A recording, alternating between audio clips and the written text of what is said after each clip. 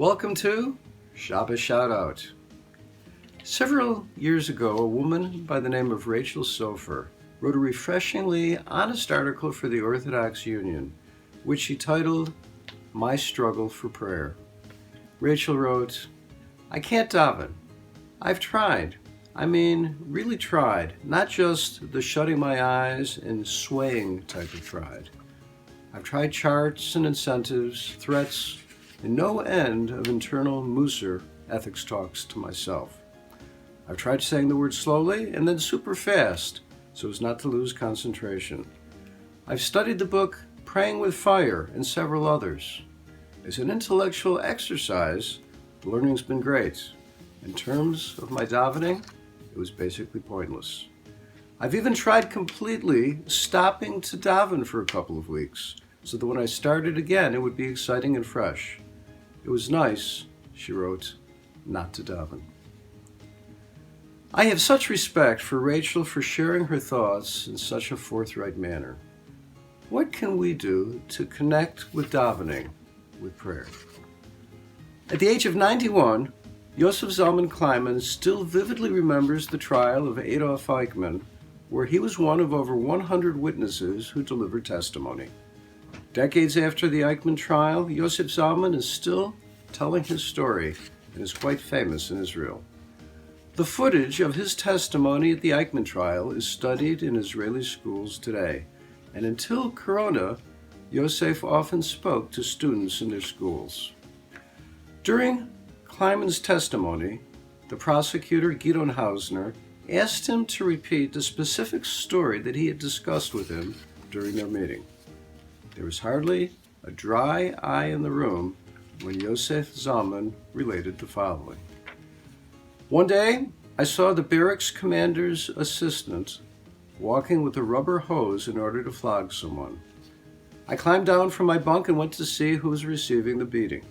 And as I watched, he ordered one of the boys, who was around 14 years old, to climb down from his bunk, and he began beating him. We stood there, Yosef Zalman said, group of a few boys, and we watched this scene. This was a common sight in Auschwitz, but this time something unique happened. The boy didn't scream, cry, or even whimper. We stood around and counted the blows. We counted to 20, then 30, and we were all astounded by the fact that he wasn't making a sound. We had never seen anything of the sort before. After the 40th blow, the deputy commander of the barracks turned him over on the ground and began beating him on his face and legs, but he still didn't utter a peep. After the 50th blow, he left, and we helped the boy to his feet. What did you do? We asked him. Why did they beat you? He replied, I brought my friends some Sidurim, some prayer books, so that they could daven. And then he looked at us, and he added, it was worth it. That was all he said. I began with the story of Rachel Sofer, who wrote about her struggle with prayer. Rachel ended her essay with the following brief story and insights. Menachem Begin, former Prime Minister of Israel, was holding a meeting in his house. A religious cabinet member excused himself and tucked into a corner to whisper a speedy mincha, afternoon prayer. What's the point? The Prime Minister asked him. Do you think that a tefillah, a prayer like that, accomplishes anything? No, replied the fellow honestly, but at least I'm trying. And I know if I do that 3 times a day, eventually I'll make some sort of connection.